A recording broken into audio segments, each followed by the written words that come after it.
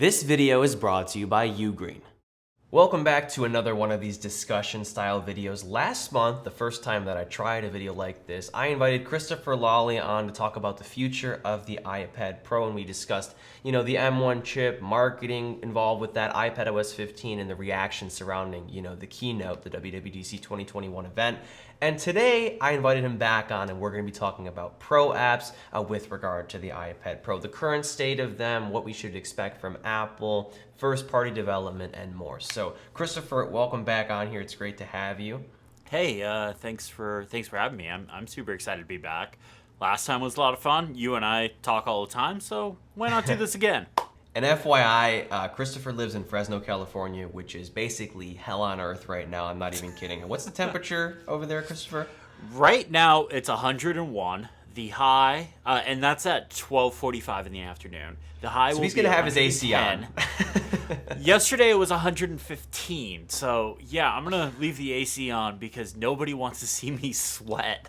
Or nobody wants to see you die because we need to see more iPad Pro content from you. So we will endure some background noise for the sake of our friend Christopher here. But yeah, let's jump into this discussion. And before we do that, I have a brief message from today's video sponsor. Once again, this video is brought to you by UGREEN, and more specifically, their HiTune X5 wireless studio earbuds. And with how many AirPods alternatives exist, I wasn't quite sure what to expect from these. But upon unboxing them, I find them really understated and well crafted. Setup is also super simple and quick thanks to the Bluetooth 5.2 technology on the inside of these. The sound quality is also surprisingly good as well thanks to the 10mm drivers inside, which I think produce really high fidelity sound. This is also accompanied with a subtle noise canceling effect, which works very well to keep you focused on whatever media you're consuming. On top of all this, these are super comfortable, and I'm usually pretty picky about this kind of thing, but these fit in my ears the first time without any issues whatsoever. These are also IPX5 water and sweat resistant, which is great if you want to work out with these as well. But the best part is you can get all of this for just $49, and for limited time only, you can get an additional 30% off if you use my official link in the video description. So with all that out of the way, let's jumpstart this discussion with a question. So Christopher, I've been thinking, and I might be wrong, should Apple develop a different version of iPadOS for iPad Pro? No, absolutely not. If you're thinking about just like another variant of the iPadOS, doesn't make any sense. The Mac has macOS, whether it's for the Mac Mini or the Mac Pro or MacBook Air or the MacBook Pro. Like it's still the same Mac OS. So no, the iPad OS should be iPad OS across all the platforms. That being said, it doesn't necessarily mean that the smallest, the base iPad doesn't have to run the same software, the same apps as the iPad Pro. Obviously, the iPad Pro has more power, so it should be able to run things that require a heavier load. It'll have better options for the OS too, including multitasking. As we know, the current iPad Pros, they ship with either 8 gigs or 16 gigs of RAM, depending on which storage option you get. And part of that gives you better multitasking on those iPad Pros. So that means more apps can stay up in the background longer, as opposed to something like the base iPad. Yeah, great points. And I guess the reason I asked that question is because, I guess people are wondering, should the iPad Pro have some advantages over the, lesser gen models like the 8th gen and the Air 4? And I think we were talking about another topic, which we were going to save for the end of this video, but I think this, discussion we're having now warrants this. We had talked in the past about App Store changes, us privately, and I want you to elaborate on that, Christopher. What do you think Apple should do about certain applications that might be better suited for, an iPad Pro with an A12XZ or an M1 processor? Yeah, so the way the App Store currently works is you target iOS versions. So if I'm making an app and I'm like, hey, this version of iOS can support 12 and newer or 14 and newer or whatever. And that's usually based on APIs and different things that you're going to be calling. Apple typically recommends that you go 2 versions back. So we're working on iOS 15 right now. So typically that means you would support 13 or newer is what Apple tends to recommend. But instead of just that as an option, I think there should be a separate option as a device specification. So, hey, this video editing application, we'll say LumaFusion, for instance. We'll just pick on them. It needs to support 2018 iPad Pro or newer. Not that it actually needs to or anything like that. I'm just using this for sake of argument. So don't tweet at them and say I said that because I don't think that. I'm just using this for the argument. But say it needs to be 2018 iPad Pro or newer, the 4th gen iPad Air, maybe the newest iPad Mini or whatever, and then like, oh no, the base iPad, no, it doesn't even work. Whatever, for the sake of argument. So you could pick those, and then it could show in the App Store, hey, this runs on these iPads. Developers could pick that, and that way, that might be a way of making the App Store a little more accessible for pro apps. So you'll see a lot of apps right now in the description say, hey, this app runs best on iPad Pro 2018 or newer, iPad Air 3rd and 4th gen, iPad Mini, whatever, and so on and so on. And that's because those apps just run better on there. Now, they can't lock out other devices. So even if you have a device that app won't run on well at all, you could still technically buy it and download it, and then you have a terrible experience. And there's like a whole refund process you could technically go through, but why even like have that as an option? I think like when it comes to pro apps, how cool would it be if like they're like kind of it got to you before you even got to the purchasing thing, and then that would make it easier for developers to say like, hey, I'm making this like really cool After Effects style app, but it just doesn't run well on that 1st gen iPad Pro. That 1st gen iPad Pro still runs iPadOS 15. That's great, but it just doesn't have enough RAM for it or whatever reason. So that is a great point. Actually, I didn't not to interrupt you, but you were like, it's going to make it more accessible. I'm like, how? But that makes a lot of sense because I'm sure developers have to worry about making their apps like able to run on every single iPad or in iOS cases, every single iPhone. But in this case, it would encourage developers with crazy ideas and crazy apps that require a lot of CPU, GPU, and RAM to go through with that and know that they're going to be selling it to a pro or iPad Pro audience rather than an 8th gen audience, because the A12 is like only so capable, even though it is very good for everyday tasks. As we know, these higher end processors are suited for these kind of tasks. And I don't want to just say like, oh, apps should need to be just limited to the iPad Pro. No, I think like you can say oh, iPad Air 3rd and 4th generation or whatever. Like however the app runs best, the developer can decide that. Because like I said, right now if you target iPadOS 15, technically your app should run on every device that runs iPad Air 2. And that goes that goes back a long way. 2014, man. And like, you're not going to be able to run an After Effects style app on an iPad Air 2. Like, it's I mean, that device was awesomely overpowered when it came out, and then we got iOS 9 and multitasking and all that stuff. But the A8X is no match to the M1.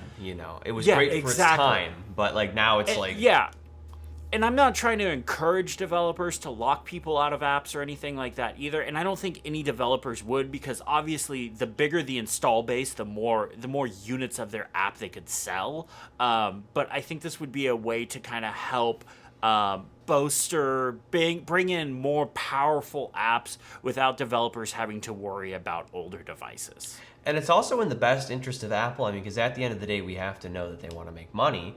It would encourage people to buy higher end devices, which, I mean, albeit would be more suited for apps like this. So it's sort of like a hardware recommendation in a way. Although, that's just a business kind of thought that I had.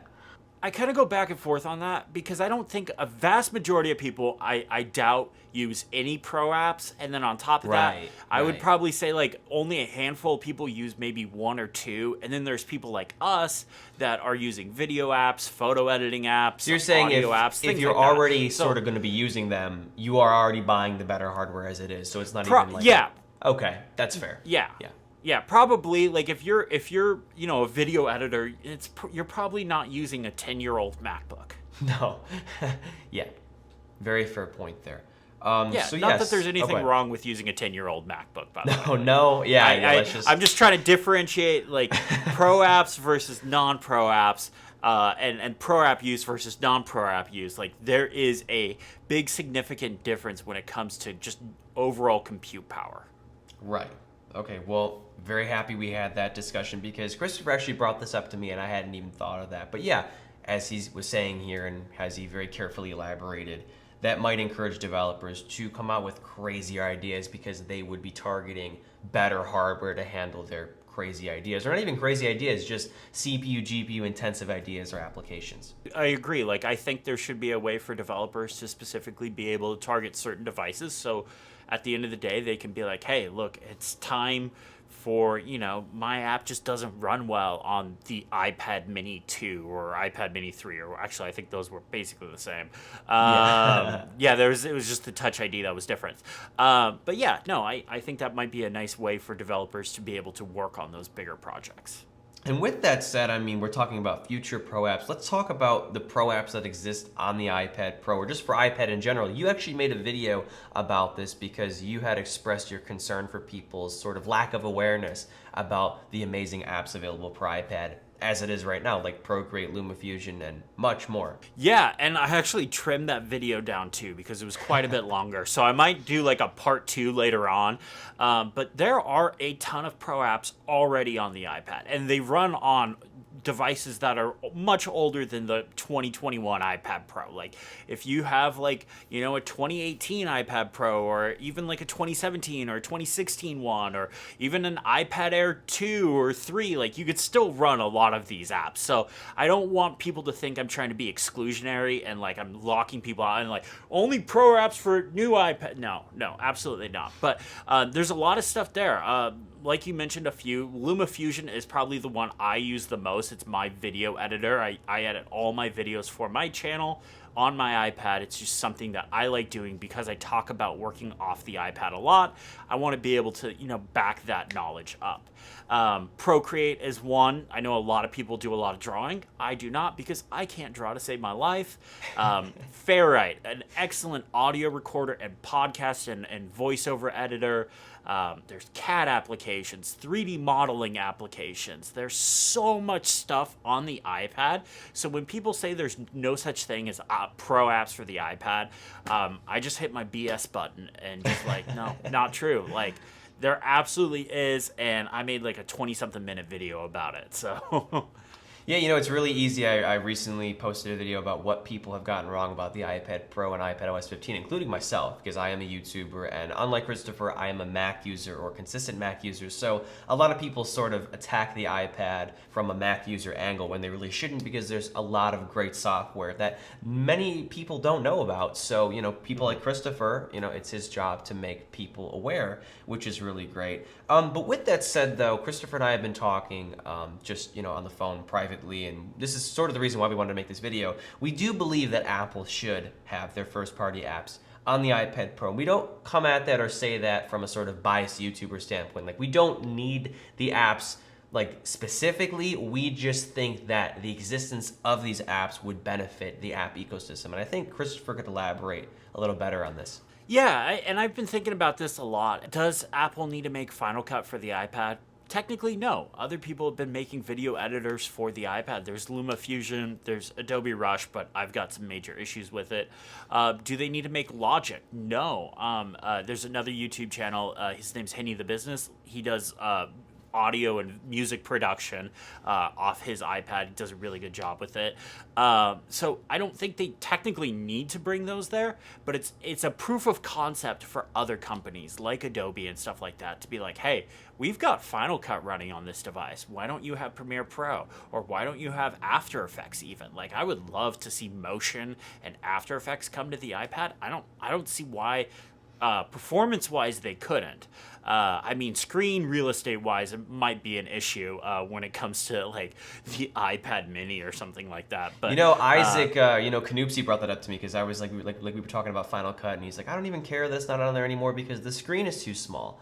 But in my opinion, I think that Apple, always finds a way to redesign an interface. So I'm sure they would have some sort of, standard as to how you could use, these applications with a touchscreen, with the pencil, and on a 11-inch or a 12.9-inch form factor.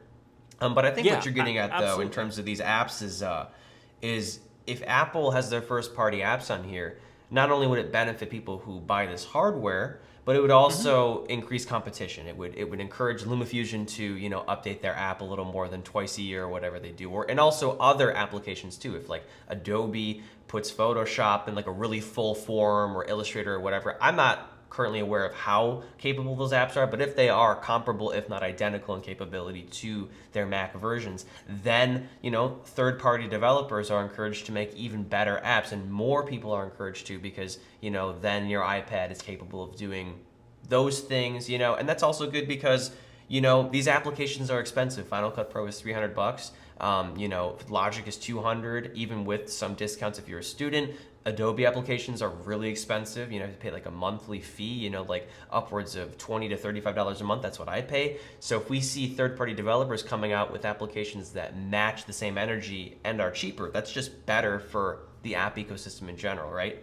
Yeah, I would be careful about the cheaper bit. So when the Apple Store, when the App Store originally launched, there ended up being a race to the bottom, and a lot of apps just got priced out of the App Store. And we've seen from developers like Panic, who has been on the Mac for years, a long time. They've started pulling apps from the iOS App Store and iPad App Store, just because it's not profitable for them to make those iPad apps, because people did the race to the bottom. People wanted only free apps or 99-cent apps. And when it comes to pro apps for free or 99 cents, or a lot of times just a one-time purchase. I don't know how LumaFusion does just a one-time purchase. I believe they said they might be like charging for upgrades in the future or something like that, but even still, like, subscriptions are kind of like a necessary evil for pro apps, because it keeps those apps financed, which means they can keep working on those apps, improving those apps, adding new features, because things cost money, people. Like, that's just the world we live in, whether we like it or not. Like, that's what a capitalistic society does. It costs money to run apps and development and things like that. So you have to have cash flow to innovate and to make better products. So you were absolutely right. This is why I have Christopher on the show, because I'm 21 and he's 30, and he definitely knows a couple more things than I do. Not only that, he has a great perspective on iPad software. So that is a fantastic point. But still, I guess the reason I mentioned cheaper is because if you're an alternative, that's sort of something you have to do. And I was thinking of LumaFusion. They charge $30, which is kind of steep for an iPad app, but for the capability that you get, it's very competitive. And even if they charged $150, it would still be competitive, I think. So what I'm saying is it'll probably be cheaper, but like Christopher is saying, there are going to be subscriptions, there are going to be in-app purchases to unlock certain features, but and maybe it'll be more accessible in terms of like companies or third-party developers will let you use their app in a trial or for free, very limited or locked down, and then you could decide whether you want to buy those features. Unlike with Final Cut Pro and Premiere, you have to. I think there are free trials for Adobe, but there's also a trial for Final Cut. You just don't go get it through the App Store. You gotta like Google it, and there is a free trial. I think they even increased it lately. It's like a 90-day free trial or something. Oh, like wow! That. It's a long trial. Well, see, that's also something I didn't know. So there you go. I guess I sort of made an invalid point, but again, that's why two heads are better than one, and I always enjoy having Christopher on here. And with that said, I think this about wraps up this discussion. I want to let Christopher, get back to trying to stay cool and not melting it over in Fresno. I feel so bad. It's so hot. So hopefully the AC hasn't been too annoying, but he needs it to live. Like, it's not even a joke. I think the other day it was 117 over there, right? It got to like 115 at one point. My AC is at the point where it actually can't keep up. Like, it's cooling off, but like the temperature is steadily rising. So it's like, oh man, it is hot here. So I apologize if you heard the AC noise. Don't blame Noah. It's my fault. Well, it is well worth the insight here that we get from you. And if you don't already know who this guy is, I'm sure many of you do. Go over and check out his channel. He uses iPad Pro more than I do, honestly, and that's the reason I consult him to begin with. But yeah, that about wraps things up here. I hope this was helpful. Thank you, Christopher, for coming on again. We're definitely going to do something else like this in the future, and I plan on inviting other guests on here as well. We'll see. So yeah, hopefully you've enjoyed this sort of podcast, not a podcast style video. It's very fun to do, very refreshing, and yeah, with that said, I'm Noah, and you are Christopher Lally. And we will, I guess, catch you in the next... I just screwed up the outro, and I'm going to keep that in because I'm always like, and I'll catch you all in the next one. And I actually had a stroke there. I was like, wait. And we will catch you all in the next one. Have a good day. Good. Cool. That's perfect. All right. Perfect. I will start the upload right now.